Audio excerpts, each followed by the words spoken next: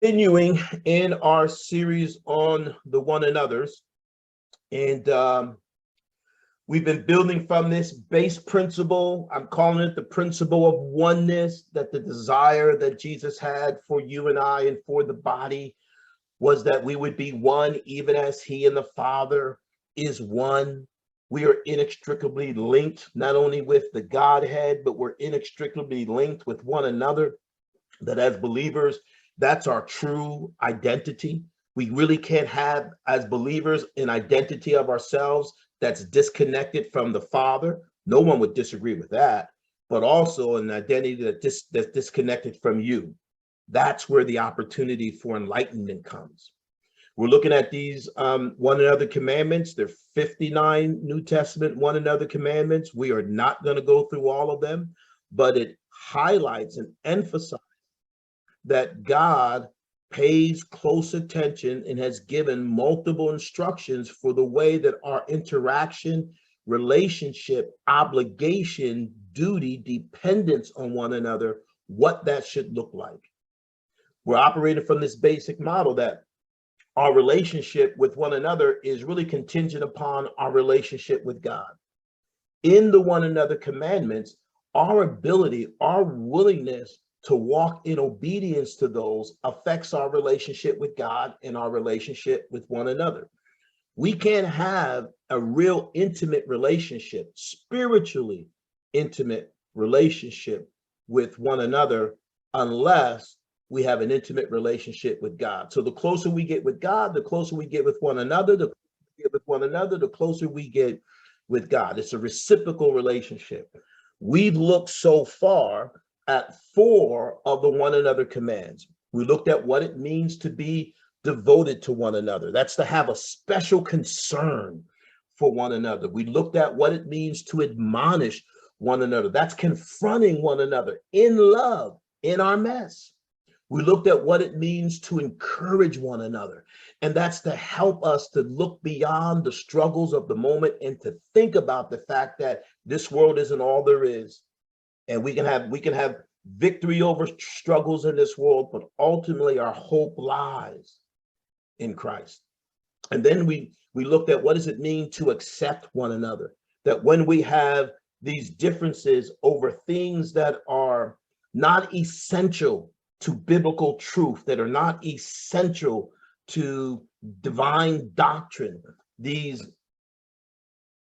what was I use, these non-essential elements. How do we deal with our brothers and sisters in the Lord when we have disagreement over things that spiritually don't matter, that we have to accept them? We have to bring them close and treat them as a brother or sister and not allow ourselves to become divided. We saw that accepting one another demands that we die to ourselves and that we put others before us, because the commandment was enforced by the instruction that we shouldn't live to please ourselves, but we should live to please others. So today, quick review, today we are looking at bearing one another's burdens. Today's going to be heavy. My wife says I'm not good at jokes. That was trying to be a joke there. Bearing burdens, gonna be heavy. Okay, sorry. It's early. We're gonna be coming from our base text. If you got your Bibles open, let's go to Galatians chapter 6. And we're gonna read from verse 1 down to verse 4. Galatians chapter 6, reading down from verse 1 to verse 4. Galatians chapter 6, we're going to read from verse 1 to verse 4. Our text says, brothers and sisters, if someone is caught in a sin, some of you are saying, if someone is overtaken in a fall or caught in a trespass, brothers and sisters, if someone is caught in a sin, you who live by the Spirit, some of your translations might say you who are spiritual, you who live by the Spirit should restore that person gently. But watch yourselves, or you also may be tempted. Bear each other's burdens. And in this, the bearing of burdens, And in this way, you will fulfill the law of Christ. If anyone thinks they are something when they are not, they deceive themselves. Verse 4, each one should test their own actions. Then they can take pride in themselves alone without comparing themselves to someone else. That's our base text here in Galatians chapter 6, verse 1 through 4. One another's burdens. I imagine that all of us have heard this expression before, that we need to bear one another's burdens. So before we dive into the details of the text, and we're gonna break this text apart, we're gonna extract it, we're gonna look at the root meaning of some of the key operational words in the text. But before we get into those details, I believe that there's a fundamental ideal that we have to embrace before we can understand the value and importance of this text. And that fundamental ideal is simply this: no Christian is called to be a lone ranger. There's no such thing as lone ranger Christians. No Christian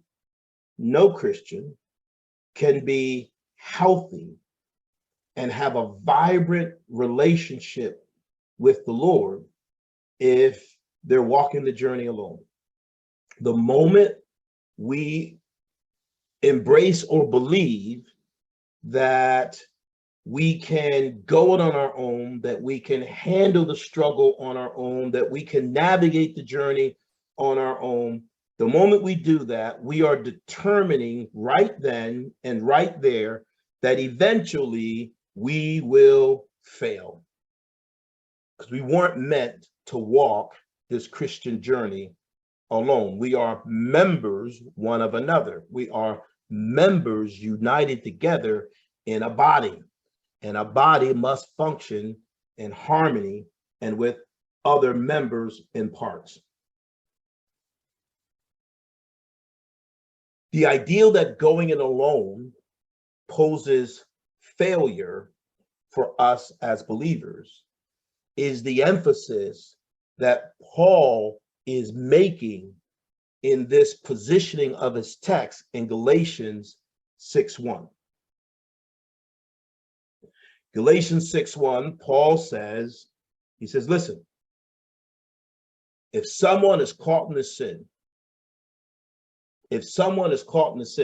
who knows what the basis, let me put it this way.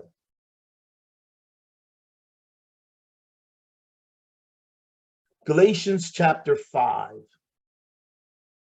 Paul spends a great deal of time talking about what it looks like and what it means to walk in the Spirit versus walking in the flesh.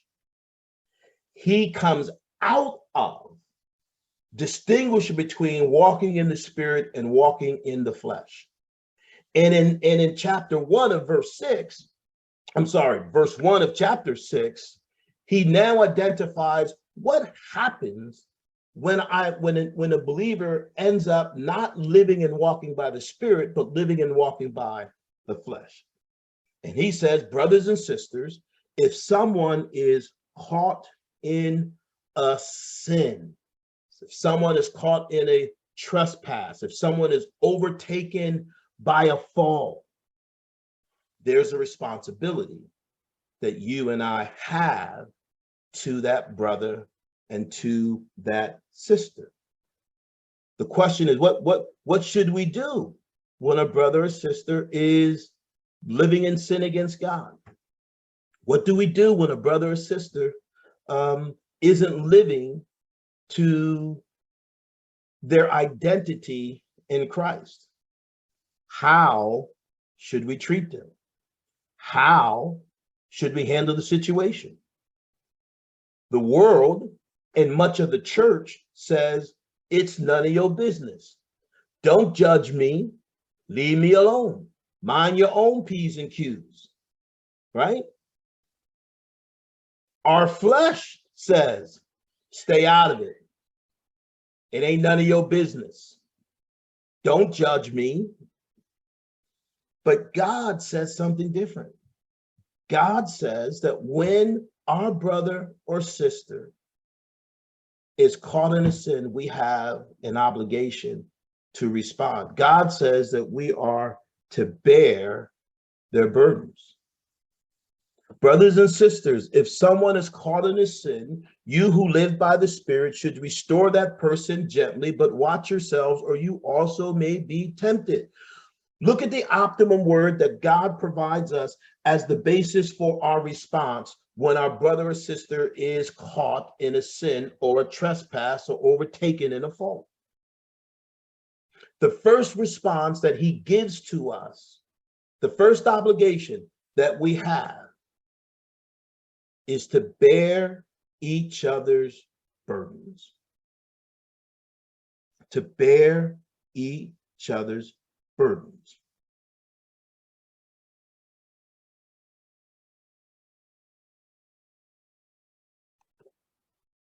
This word bear here, some of your translations might say carry, but this word bear, it has the thought of carrying something, not just for a little while, carrying it with endurance.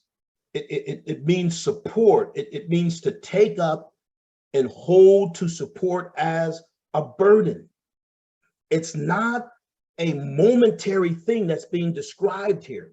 It's carrying the weight of something continuously, in a sense. This same word that's used for bear here is the same word that's used for Jesus in bearing his cross. The commandment for us is to bear each other's burdens. That sounds basic, simple on the surface. But where the confusion has gotten, because when I was studying to put this together, Lord, help me.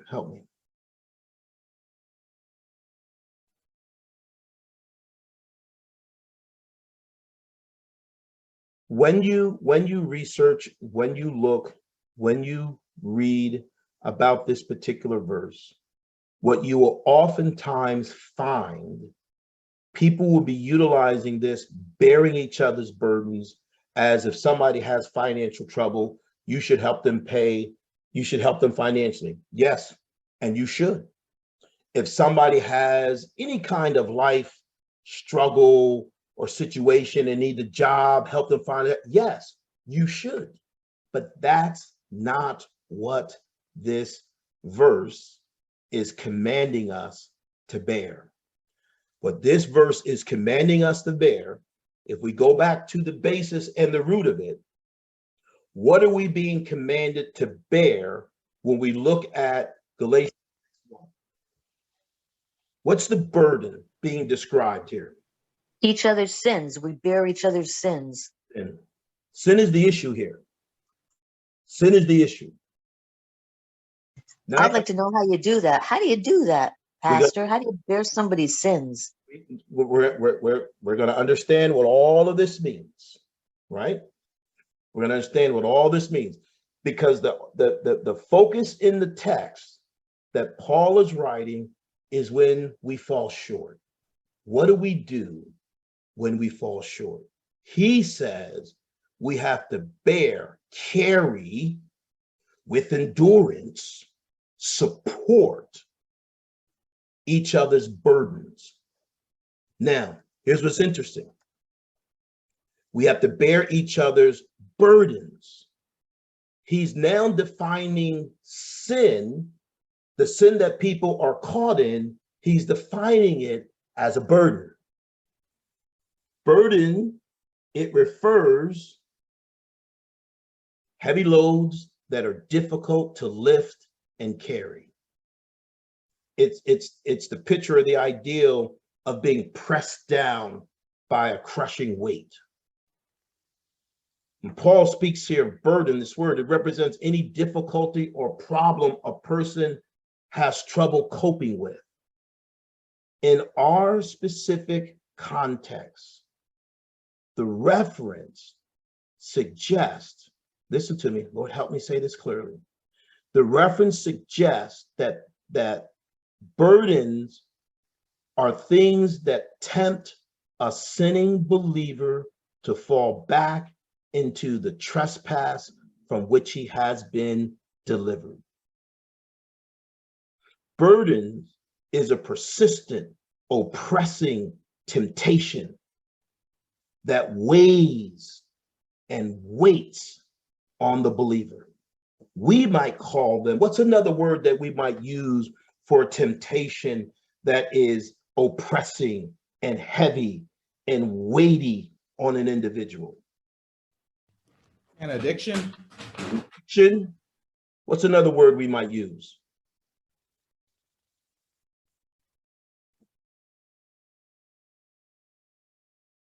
How about stronghold? Stronghold. Yeah, stronghold. So this is important to get this, the latest framework, because without the right framework, we come up with all this other stuff that we read into scripture and we miss the resources that God provides us. So this text is talking more about just helping somebody with their bills if they can't make it. Yes, that's part of the Christian experience. Yes, that's an obligation and duty we have, but that's not what this verse is talking about. When it talks about bearing one another's burdens, it's talking about how do we help our brother and sister in the Lord who is struggling in sin, who feels the overwhelming weight and pressure of sin. And Paul says we're to help them carry that. We're to help them with that weight. We're to help them. So Mona asked a great question. How can we do this? What does this look like in our lives today? How do we do this? How do we help our brothers and sisters in the Lord who are overcome with the weight, pressed down with the weight of temptation and strongholds and struggling in sin? How do we do that? Because that was an issue in the Galatian church. Listen, the same issues we have with our humanity today is the same issues they had with their humanity in the 1st, 2nd, 3rd, 4th, 5th, 6th, 7th, 8th, 9th, 10th century church. I always tell people when I hear people say, well, why can't we be like the church in the Bible? I always say, have you ever really read the Bible? Because if you ever really read the Bible, you'd see we got the same issues today as they had back then. There's a lot of people living in carnality and living in the flesh in the church of Galatia. There's a lot of people living in carnality, living in the flesh today. And the question before us is, what is our responsibility to our brother and sister when they find themselves under temptation, under the weight, under the oppression of a stronghold, of a habit, of a sin they can't seem to break? So I want to look at two things, and I had something, but I think I'm going to run out of time. So I want to look at this from two perspectives. The first perspective I want to look at is, what is the word of encouragement we can have for the burden sharers, those individuals who have the issue, those individuals who've fallen into sin, those individuals who are struggling under the weight and under the pressure? What's the word we have for them? And because, how do I say this gracefully? That may be some of us who are on this call right now. And there's three things I want to say to you, and they're not in the text. They're not in the text, but I want to say them to you as a means of encouragement to you so that your heart and your spirit doesn't shut down. And I had all of this stuff, but for the sake of time, I'm not gonna go through all of this, really, because we don't have the time. I'm just gonna say this as a word for you burden sharers. The first thing that I would say to those who are struggling and who are willing to admit that they're struggling is the first point, is that you got to be humble. And what do I mean? What do I mean by humble? You have to be honest about your stuff, honest about where you are and where you aren't on.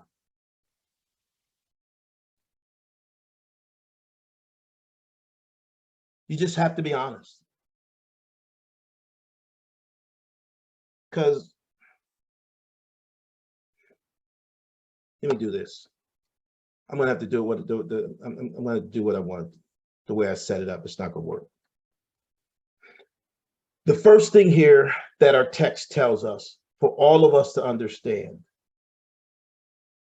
what's the phrase that's used to describe the individual that's in sin? What's the phrase that's used? Caught. Caught. You see, the instruction to bear one another's burdens, it's directly connected to the person being spoken of in verse 1. And it's describing anyone who is caught in the trespass. That word caught, this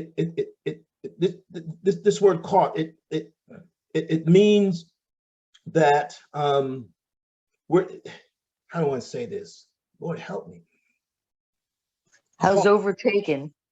Yeah, so when it says caught, it doesn't mean the ideal that we're walking around looking to be the police on someone. Oh, I caught you.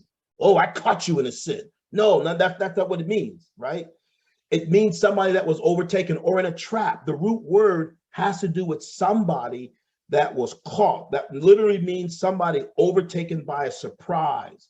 It envisions someone who's been caught by a trap. It describes a believer who's walking along, and for whatever reason, they stumble and they fall, they sin, they become entangled or caught in a sin, ensnared, caught in a trap. And the sin has them in its grasp. It has them entangled, tripping them up, taking them down.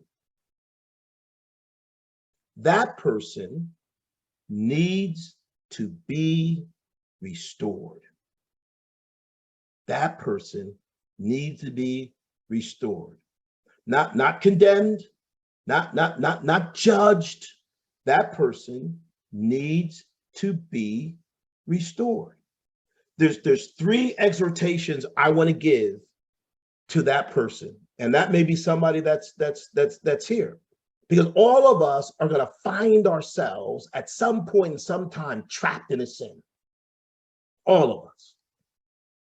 And the exhortation I want to give you is really these three words, that you have to be willing to be humble, right?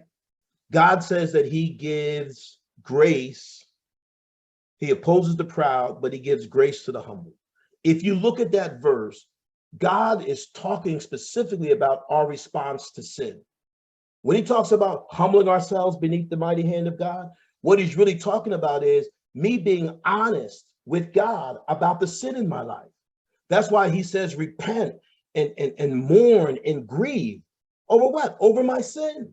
I need to be humble before God. I need to admit, I need to be honest about myself. I need to be honest about where I'm at in my walk. I need to be honest. It takes humility to acknowledge that we are struggling and that we need help. I need to be honest about myself. Proverbs 28:13 says, he who conceals his transgressions will not prosper, but he who confesses and forsakes them will find compassion. And then lastly, I need to be hopeful. If I'm the person that's in the snare, I got to be humble, man. I got to be honest, right? And I got to be hopeful. And what my hope is ultimately based on is this.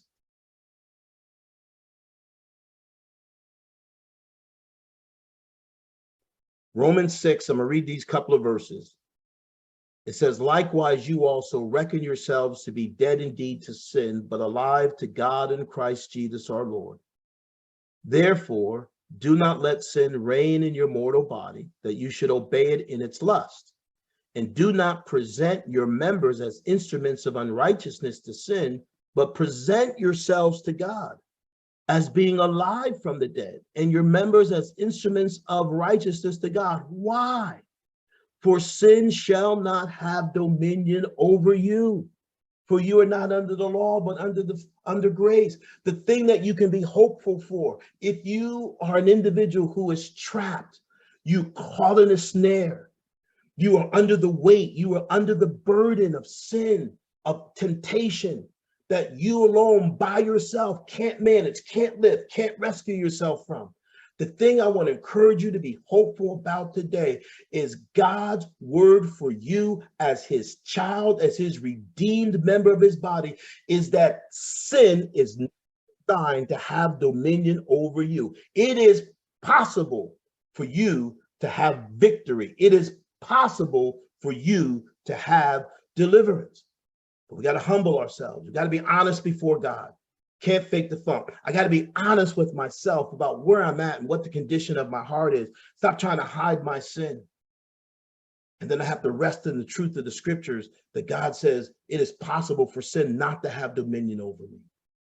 Now focus, Mona, on what you asked in terms of how do we do this? How do we bear the burden of individuals? How do you and I help individuals who are trapped and ensnared and under the weight of temptation and sin? Here's some principles that we find in this text. And I'm going to give you 6 principles. I'll give you 6 principles. The first thing for us to be able to understand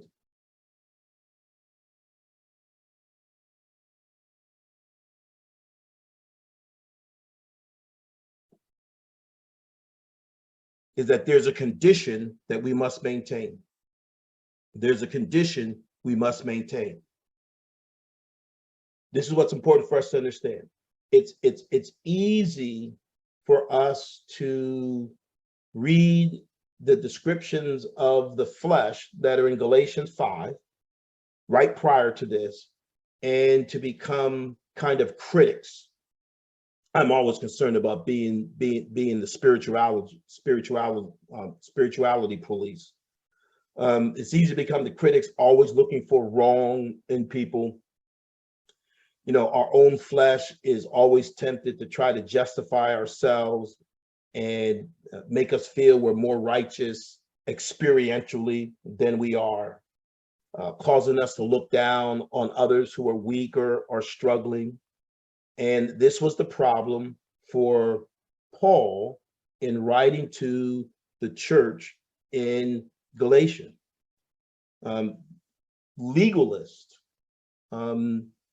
had kind of dominated the teaching in the church. Legalism was growing in the churches, and the legalists, they always look for ways to tear a brother or sister down to make themselves look good by identifying the weakness and failures of others.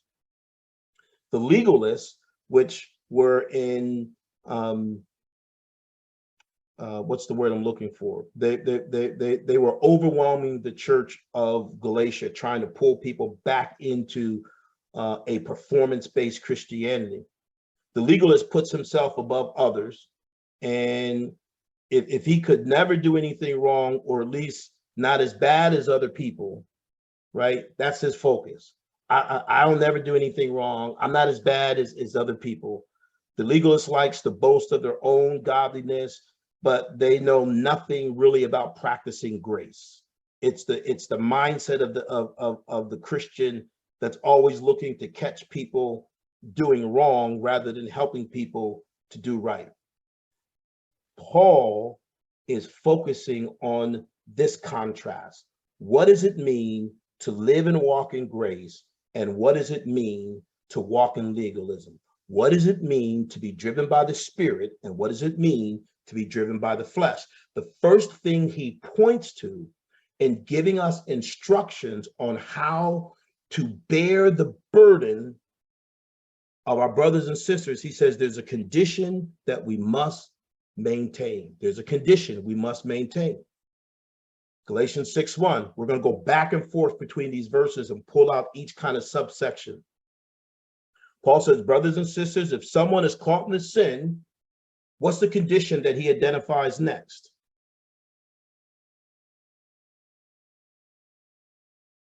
Living by the Spirit. Yeah. If someone is caught in a sin, you who live by the Spirit. Some of your translations might say you who are spiritual. This word spiritual, it's taken on a lot of meanings in the church today over time, right? But in the context, when Paul says you who are spiritual or you who live by the Spirit, Paul is really piggybacking on what he's laid out in Galatians chapter 5, as opposed to a life that's directed and influenced by the Spirit versus a life that's not directed and influenced by the Spirit. Notice what he says in Galatians 5:25. If we live by the Spirit, let us also walk by the Spirit. To walk in the Spirit means that we are to be thinking on his word. We are to be following his lead. We are to be yielding to his control. We are to be allowing him to influence our lives daily. So Paul is saying, listen, if you ain't thinking on his word, if you ain't following his lead, if you ain't yielding to his control, if you ain't allowing him to influence your life, stay out of it.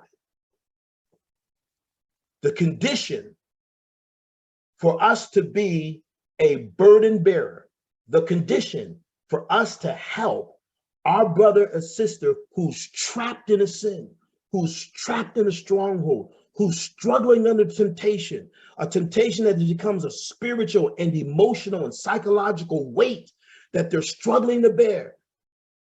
The condition that Paul says we must maintain before we can lift one finger to help that brother or sister, he says you have to be led by the Spirit. You have to live in the Spirit.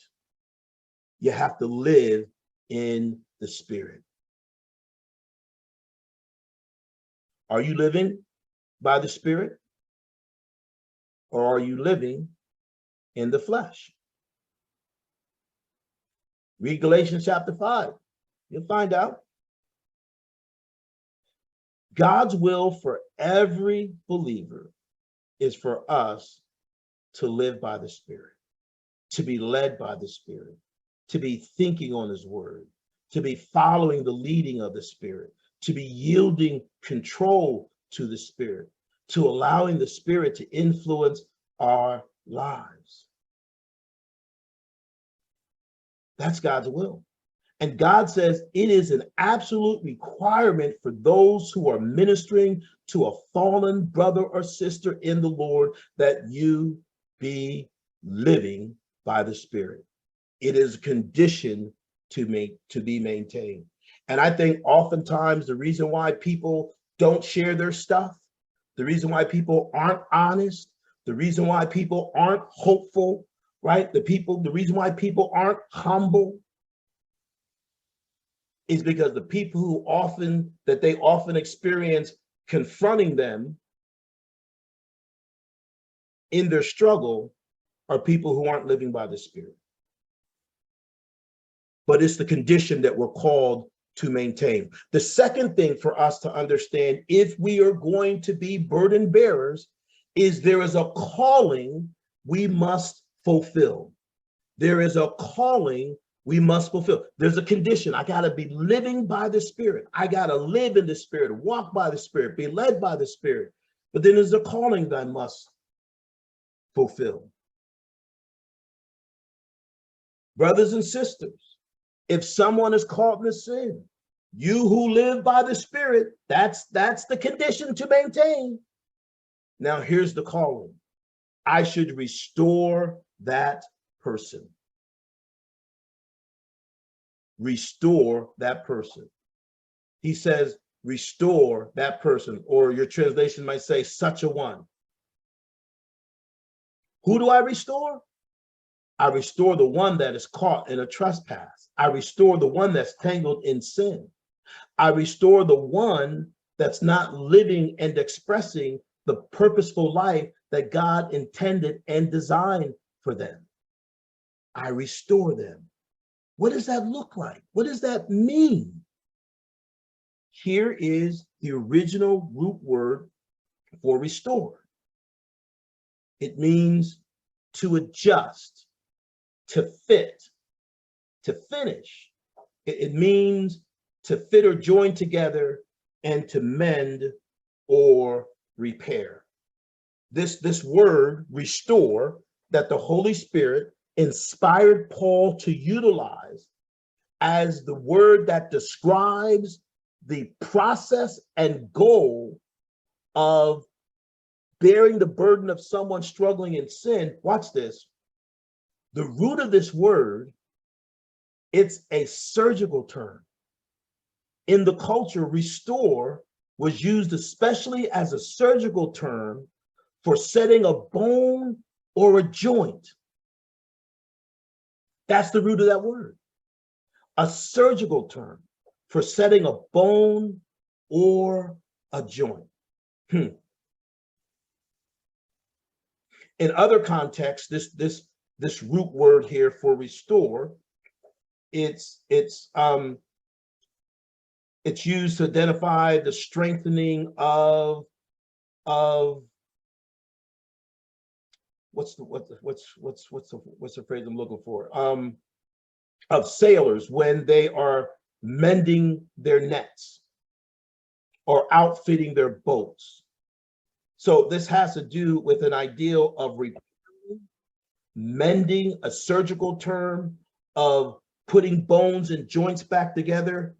Why? What's the whole purpose of this word restore in its usage?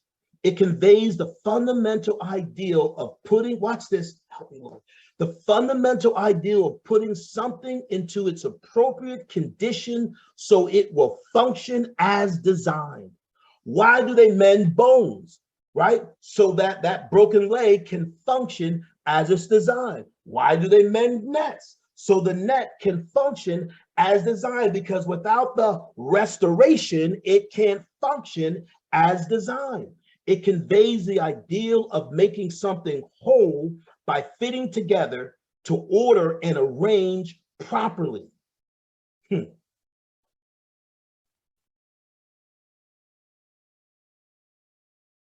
When applied to something that is weak and defective, it denotes setting something right that has gone wrong. That's this word that Paul uses when he says that we are to restore the brother or sister that's been overtaken in a fall. If I am living by the Spirit, then what I am actually doing in restoring them is I'm trying to get them to operate and to function as originally designed. I'm trying to get them back in place. Think about the body when the foot is broken or when the arm is broken, right? Everything else in the body has to compensate, and the body never really functions fully and purposefully as it's designed, as long as that limb or that object, that element of the body is incapacitated from being able to function in its full proper way. When we have brothers and sisters in the Lord who are trapped and overtaken in a sin and who are under the weight of temptation, who are struggling in strongholds, it's not just them that are negatively affected.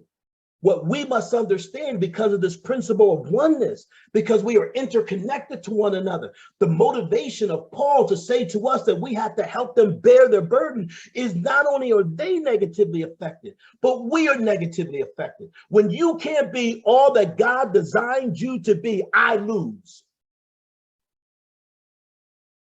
When I can't be all that God has designed, equipped, and purposed me to be, because I'm trapped in a sin, you lose.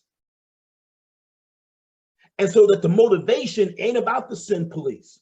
The motivation ain't about trying to beat somebody down. The motivation is, how do I help you get to your proper functioning in the body? because you weren't created to struggle in a stronghold. You were created to thrive and to prosper and to excel in the plans and the purposes of God. So when he says restore, that's a whole broader picture and comprehensive understanding of what the mission of bearing burdens actually is all about.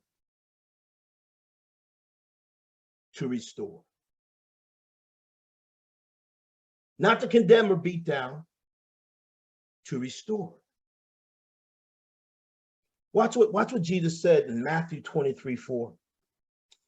He said this about the Pharisees and how they responded when people struggled, how they responded with people dealing with the temptation, the weight of temptation and the weight of sin.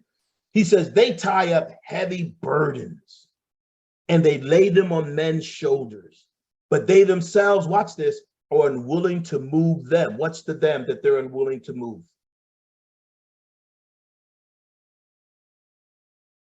They're unwilling to move the burdens. They're unwilling to bear burdens. They'll place a burden on you, but they ain't willing to bear the burden for you.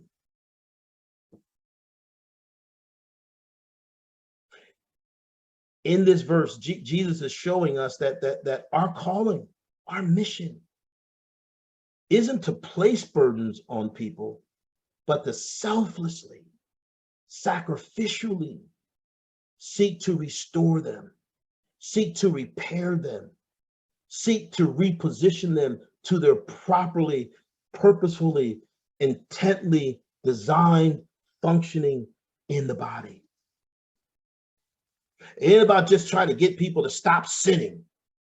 It's about getting people to stop sinning so that they can function the way God designed to restore them. That's what it means to restore.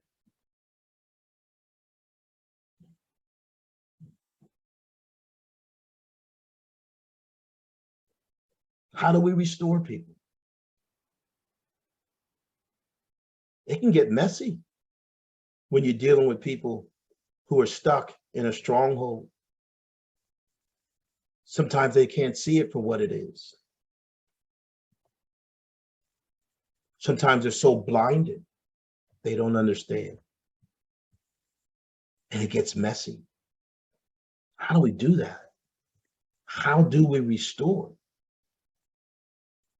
We can pray for them, for God to soften their hearts, and for the Holy Spirit to bring conviction on them about their sin. We can go to them and encourage them, remind them of the hope that God has for them, that sin doesn't have to have dominion over you. We can admonish them as we've learned, right? That's to confront somebody lovingly and gracefully when they're out of pocket with the Lord. Does that only work, Dave, if they're one, believers, and if two, they believe they have a problem? All of this is focused only on believers. Okay. When we talk about the one another's, these things are relative specifically to our relationship with other believers. And yes, you are correct in terms of the individuals being willing to own and admit some stuff. That's why I started off with talking about Being humble. Yeah, I seen that. distant hopeful. Right? But listen, it can be messy, man. It can get messy because sometimes people don't realize how trapped they are. Sometimes we've been stuck in a sin. We've been trapped in a sin, a stronghold so long, it's become our normal. But we are called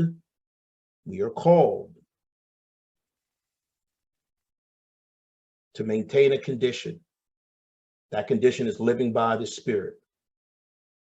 We are called to a calling that we must fulfill, and that is to restore our brother and sister, to put them back as setting a joint, as repairing something broken in the body, as mending a net, to restore back to the original functioning and intent. We're called to that.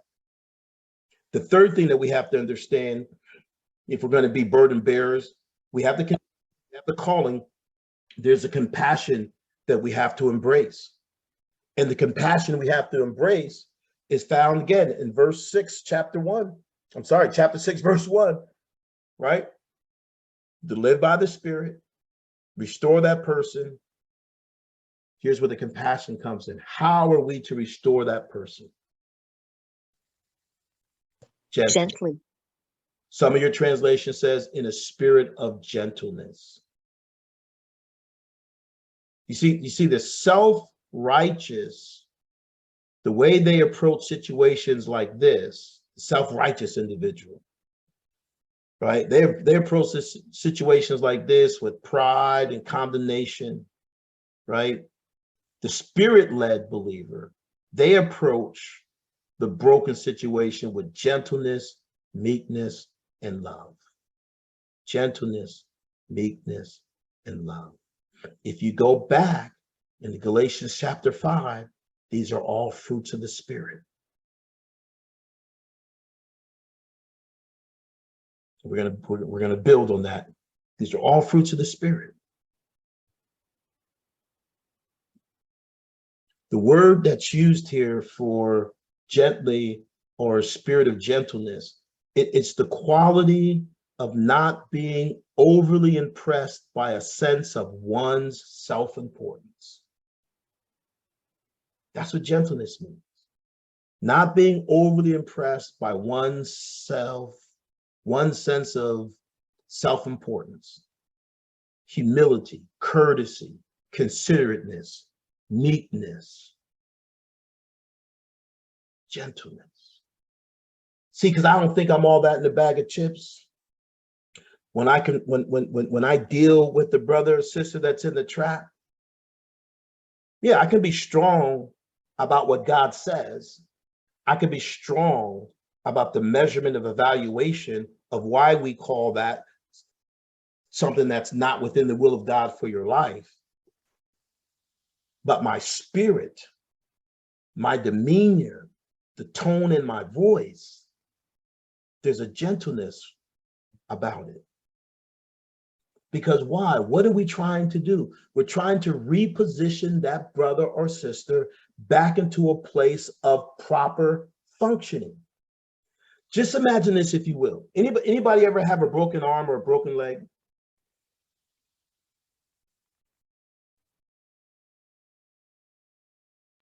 Yep. Yep. So when you broke your arm and you went to the doctor, what was the first thing they had to do to you to repair your broken arm?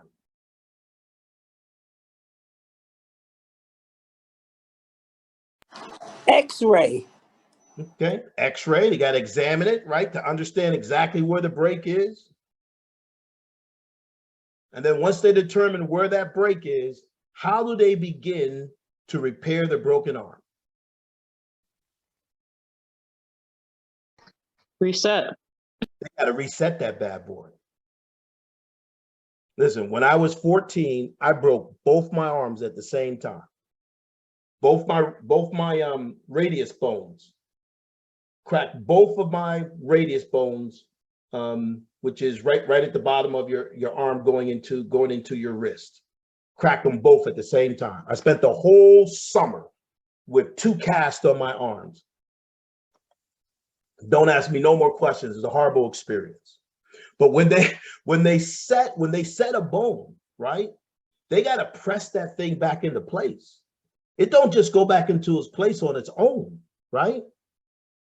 Now, just imagine, would you prefer the doctor that is going to help repair your bones? Would you prefer him to handle it with care? Or would you prefer the doctor that's going to be harsh and rough and abrasive and not sensitive? Which doctor would you prefer? The tender one. Yeah.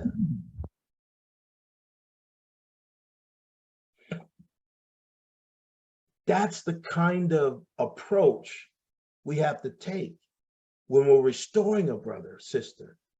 Understanding that root word restore is the picture of setting a bone back in place, of mending a net, of repairing something to its rightful functioning. We have to have a spirit of gentleness about it. In other words, the person that's doing the restoring, he can't approach the person stuck and trapped, overtaken in the sin, as if somehow or another they were their master, morally and spiritually superior. That's not going to work. There has to be a spirit of gentleness. We have to do it as one who's willing to help them shoulder the burden, so that the one who has stumbled can be encouraged to get back to their feet again.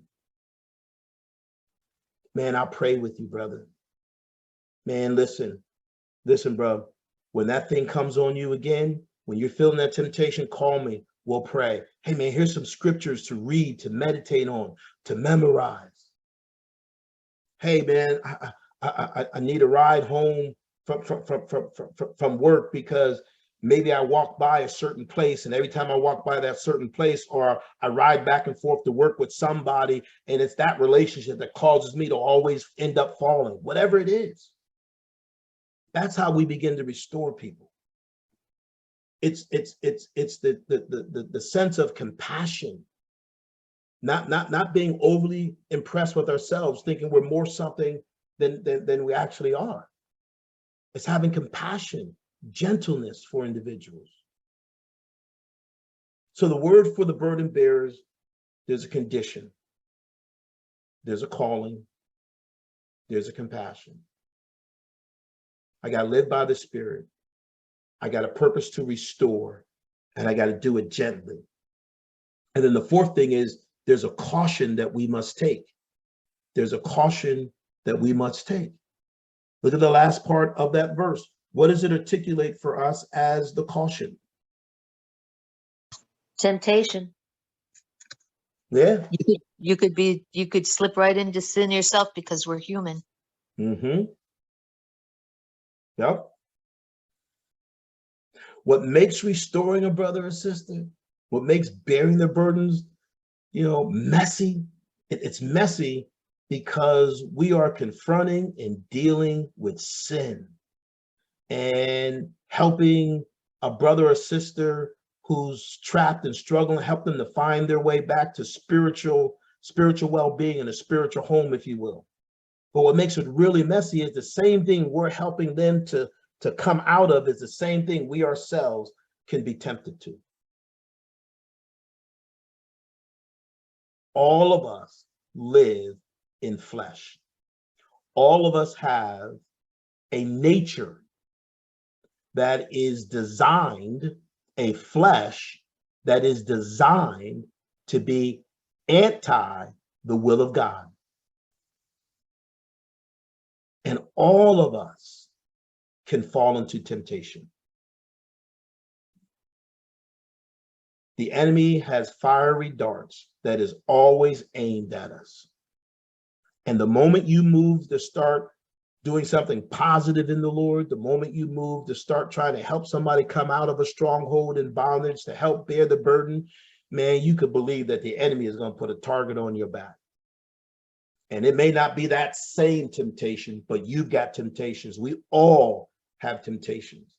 And the mindset here, the caution is, man, listen, I'm as susceptible to falling into sin as anybody.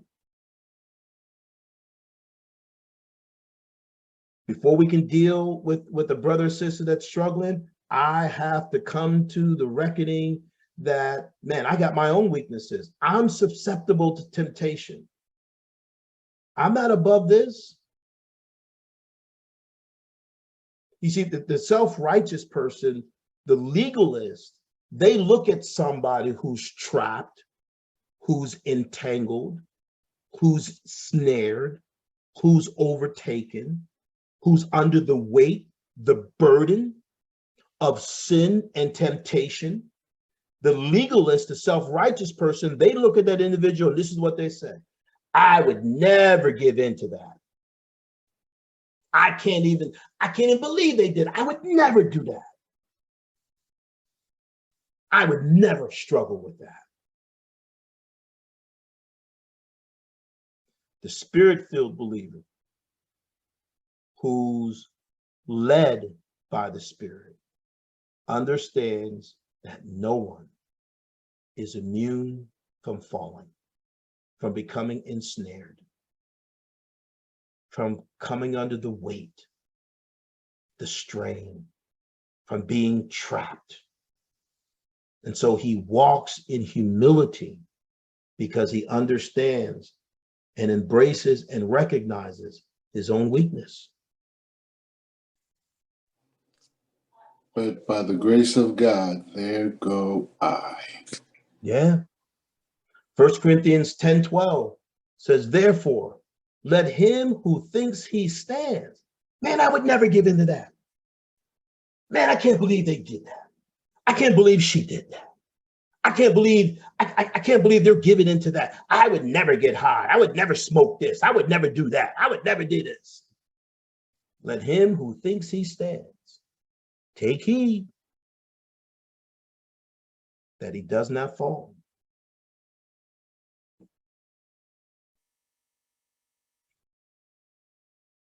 Verse 3 of Galatians 6:3, it says, if anyone thinks they are something when they are not, they deceive themselves. You see, the key for us in understanding the caution we must take is I have to see myself honestly. I can't use somebody else's fall, someone else's struggle, someone else's temptation to make myself feel better about myself, to make myself look better, to make myself seem superior to somebody. That's the caution. So what have we said? We're at the last point here. So in order to be able to be a burden bearer, to help restore somebody, there's a condition that I must maintain, which is walking by the Spirit. And again, this comes after Galatians 5, where he talks about walking in the Spirit and walking in the flesh. I got to live by the Spirit. I got to understand the calling that we have is to restore, to put individuals back in their rightful place, to fit them together as you would set or repair a broken bone or mend a net so that it can function properly. I got to have the right kind of compassion, a spirit of meekness and gentleness. I've got to have my own caution. I got to recognize I'm as susceptible as the next person. The fifth thing is there's a character we must live by. There's a character that we must live by.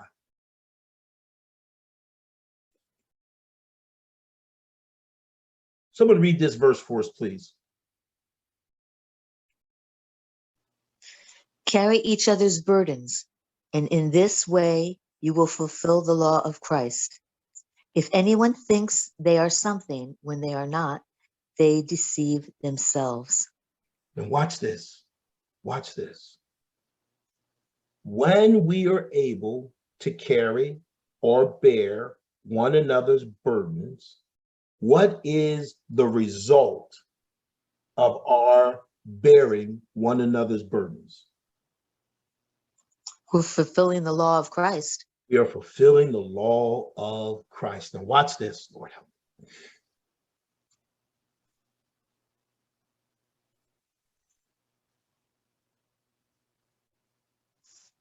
I'm thinking here, guys. Just give me a minute here. So if you understand the book of Galatians, it's all about legalism versus life, the life of grace, the life of spirit versus the life of the flesh. All through the book of Galatians, the Judaizers, the legalists, the performance-oriented believers were trying to say, listen, we're honoring God by all of these rules, by keeping all of these rules and making sure that everybody follows all of these rules and rituals and all of this other stuff. that we're actually honoring God. We're actually keeping the commandments. And Paul throws this monkey wrench in. Paul says, okay, if you want to identify people's sin, all right, fine, cool. But he says, listen, if we bear one another's burdens, if we seek to restore people, then what we are actually doing, we are actually fulfilling the law of Christ. Paul is saying to the legalists, in a sense, he's saying, listen, you desire the law? Well, if you really desire the law, then fulfill the law of Christ, which isn't made up of rituals and traditions and all this other stuff, but is made up of the commitment to the burden of love. Notice what Jesus said in John 13:34. He said, a new commandment I give to you, that you love one another, even as I have loved you, that you also love one another. The law of Christ is the call to love one another, the same way that Jesus did. And Paul is saying, listen, you want to keep the law of Christ, because the law of Christ is the summation of all the law. Love God with all your heart, mind, soul, and strength. Love your neighbor as yourself. For all the law was written on these two things. Legalists, performance police, you want to keep the law? Then keep the law of Christ. You say you believe in Jesus? You've accepted his atoning death? You want to represent him in the earth? Don't do it by being the morality police. Do it that when your brother and sister stumble, the way you fulfill the law is by loving them, and the way love is expressed is by you restoring them. Not only you restoring them, but you having the right condition, the right calling, the right compassion, the right caution, which produces the right character. Now, Pastor, if you do those things to the best of your ability, and I often think that sometimes I don't know how to, I don't hear myself speak, and I'm harsh. I don't really know because I don't hear myself speak. Anyway, the point is, if the people who need to be restored refuse, and they don't even want you around them anymore because you're a no fun elf, and I've been there. And all you could do is just wish them well and pray for them and turn away. Is that the right thing to do? Because it seems so harsh. You can't, we listen, God does not take control of people's choices and decisions, and neither can we. That's hard, though. That's so hard when people are hurting themselves and they don't see it. So part of the restoration is to help them see, but ultimately at the end of the day, see, that's why I started with those three things, and I didn't do all the teaching on those sections that I had put together because I wanted to save time. I probably should now that I think about it. It really has to do with this whole ideal of being entangled and caught in sin, and Paul describing that entanglement as a burden. Some people aren't burdened yet by their sin. Some people aren't burdened by their sin. Just think about ourselves, right? Let's just think about ourselves, right? Oh yeah, I've been there. I know, I've been there. There's some stuff. All right, people, this is like honesty time, right? Honesty within your own heart. There are times when we know we out of pocket. Might be something major, might be something small, but Jesus went to the cross for all of it because we like to make major sins little sins. It's all disobedience. There's areas of disobedience in our life where there's no press or stress about it. We're comfortable with that disobedience. It doesn't Yeah, weight. we like it. Yeah, I liked it. it's not a weight that we carry. This is speaking specifically to that brother or sister where their disobedience, their sin, their entanglement has become a weight. And they're looking to have that weight lifted and carried. And they can't do it on their own. The reality is there are some, and some of us on this call have been that person. We ain't done with our sin yet. Yeah. Whatever you want to say, you can do whatever you want to say. I ain't done with it yet. It ain't beat me up enough yet. I ain't paid a high enough price yet. Now, that's not to say that we don't admonish. That's not to say that we don't approach. That's not to say that we don't attempt. But ultimately, at the end of the day, we have this unique power that God has given us. It's the power of choice. I've set Yeah. before you this day life and death, blessings and curse. Choose life that you and your seed may live. When we approach a brother or sister and they don't choose life, there's nothing else you can do. But when they choose life, we help them bear that burden. Does that make sense, everyone? Yes. But it's sad. No, it is. But God gives us the power to choose. Yeah.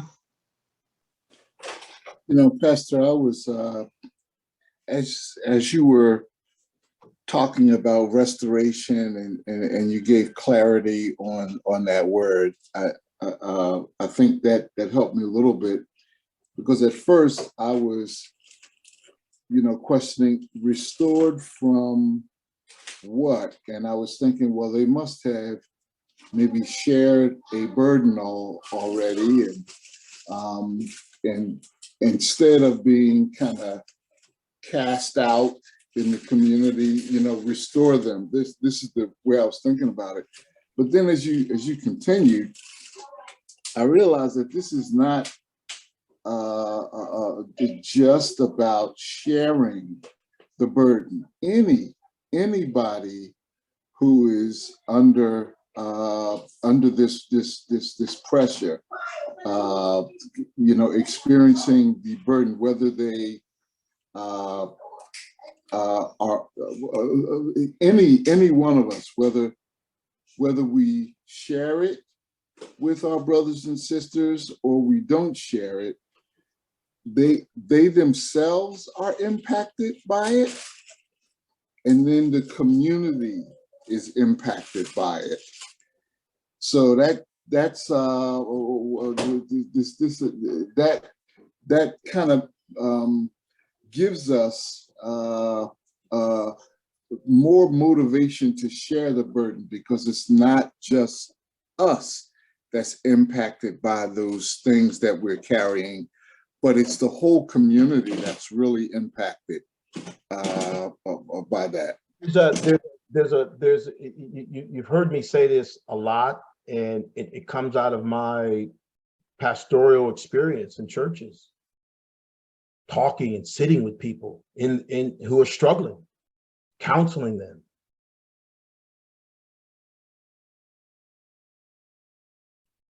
There's a lie in the body of Christ. And the lie is that if I just love on my brother who's in sin, he'll be all right. The Bible doesn't support that. The Bible doesn't say that. The Bible says we have to admonish them. The Bible says we have to lovingly confront them. And then if they're willing to let their stuff go, we got to help them bear that burden. The Bible never says, well, God loves them, so grace says, let them stay in their sin. That's the lie that the church has created, because they don't want to confront people, because they're afraid of what the impact is when we confront people who are living less than what God has designed them to do.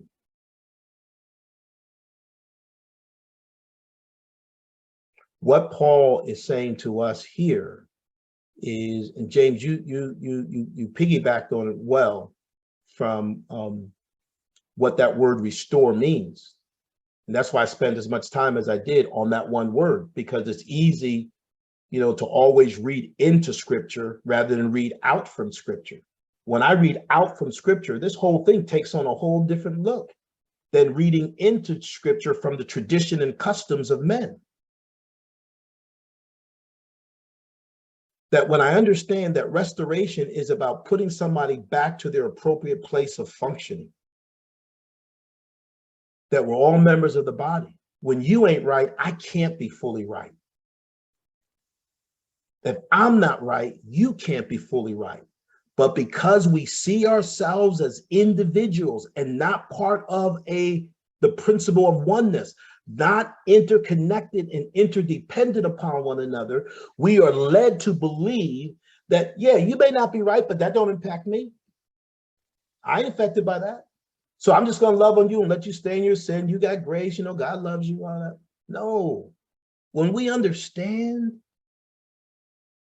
man, it just changes everything. Titus says that the grace of God has now appeared, teaching us that denying ungodliness and unrighteousness, we may live soberly and righteously in this present age. Grace never says, go ahead. What shall we say then? So we continue in sin that grace may abound? God forbid. Grace never says, go ahead. The church says, go ahead. Grace never says, go ahead. And we've all embraced that lie.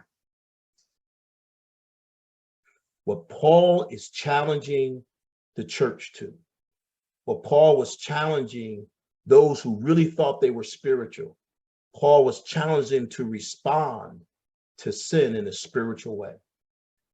And in challenging us to respond to sin in a spiritual way, he makes the sinner, he identifies the sinner as an equal victim, somebody who got trapped, someone who got caught in a snare, someone who got tangled.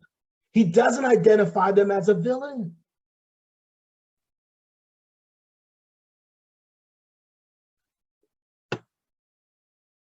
Now watch, we close out here, the last part.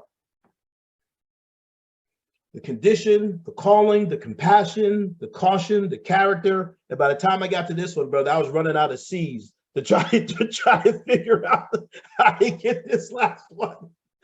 That's my Baptist training coming back. Thank God for that Baptist training. The last part is there's a comparison that we must reject. There's a comparison that we must reject. The last part that said is each one should test their own actions. Then they can take pride in themselves alone without comparing themselves to someone else. Each one should test their own actions. Some of your translations say examine. You know me, I'm a root word fanatic. When we look at that root word, it means examine. That root word, it means tested, proved, or approved. Watch this. Tried as metals by fire and thus purified. Its most common usage in Paul's day, it was a blacksmithing term. When they're smelting metals and stuff, right? And they're trying to purify and get out all of the impurities, right? The more impurities you can get out, the stronger that metal is going to be. It was a blacksmithing term. To purify, to prove, to test. So he's saying, listen, we need to be thinking about, we need to be examining our own purity. We need to be thinking about our stuff, our walk. Not just looking at that other person and comparing ourselves. Well, I ain't in that, so I must be good. If I compare myself to another person, I'm going to always find some reason to feel I'm superior. But if I compare myself to Christ, now I'm in one. Because what's the standard for our maturity?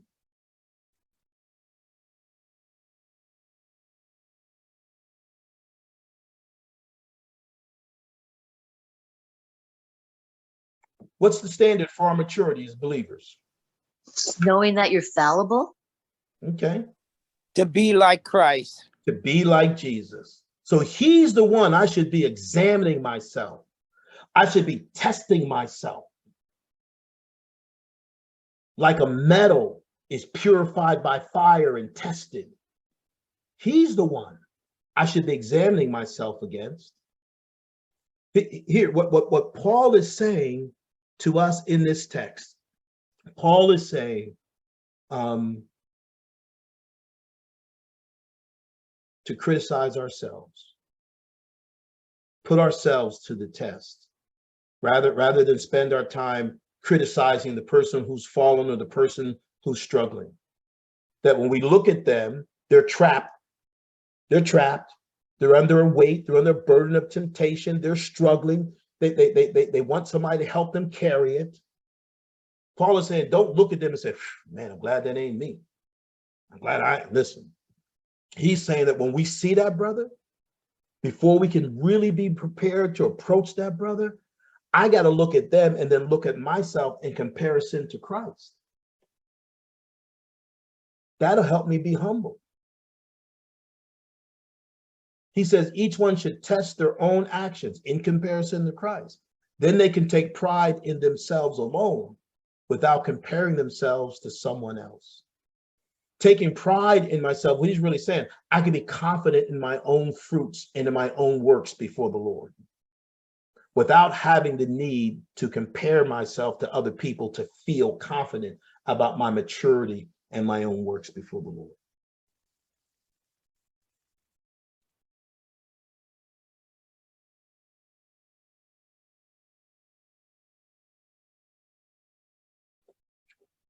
How do we do it?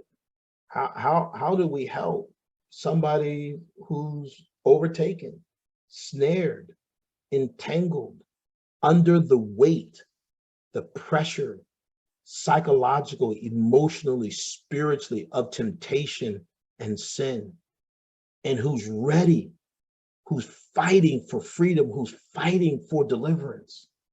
We are called to carry, to help them lift the load, that burden. But the only way you and I can do that is, first, there's a condition we must maintain. What do we mean by the condition we must maintain? What's that condition? With kindness, tenderly. That's the compassion part. What's the condition? That we have to live by the Spirit. Got to live by the Spirit.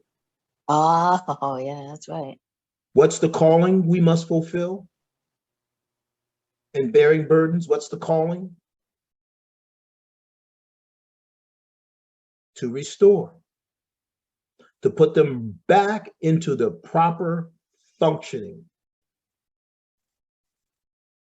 That's why we restore. Because the truth is, man, none of us can be all that God wants us to be if some of us are jacked up. The lie we've all believed is that my spiritual identity, my spiritual life and ecosystem is not impacted by what others I'm spiritually connected with do. And that's just not true. So we have to restore them, because the degree to which they are restored and made whole is the degree to which, as a body, we are made whole. To Mona's point, I have to have compassion. I have to do it gently. And it's easy to do it gently when I'm led by the Spirit and not in my flesh. There's a caution I have to take. What's the caution that I have to have? That I might fall. You have to be aware that you might fall. I could end up being jacked up myself. I could end up being jacked up myself. I am only one temptation away. What's the character we must live by? To carry each other's burdens. But in carrying each other's burden, ultimately is the character we exemplify. When we carry, Character of Christ. we fulfill the law of Christ, which is love. See, if I see you struggling with sin and I don't help you, I don't love you. I ain't say it. The book said it.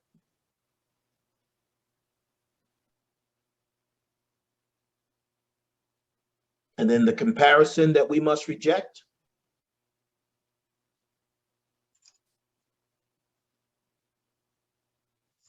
Not supposed to compare ourselves to others, but compare ourselves to Christ. Yeah, that's how we examine ourselves, constantly examine ourselves against the standard of Christ, not my brother or sister that's struggling, because we can always feel superior. That is what it looks like to bear burdens. It's much deeper and different than what the religious definition of bearing burdens is often telling us what it means to bear burdens. Usually what we hear about bearing burdens has nothing to do with dealing with people in their sin, just helping people who are struggling in life. And yes, we help people who are struggling in life, but that's not what this text is talking about. Leave you with two thoughts. To be human means we need help and we give help. To be human. Forget that, let alone Christian, just being human. It means we need help. And it means we give help. That's what this whole text is about. That our humanity requires that at times we need help, and it requires that at times we are committed to give help to one another. The Christian walk is a shared journey. What affects you affects me. Whether I am consciously aware of that or not, the truth, the reality, as we are members together of one body, anytime the body isn't functioning fully and appropriately, I lose.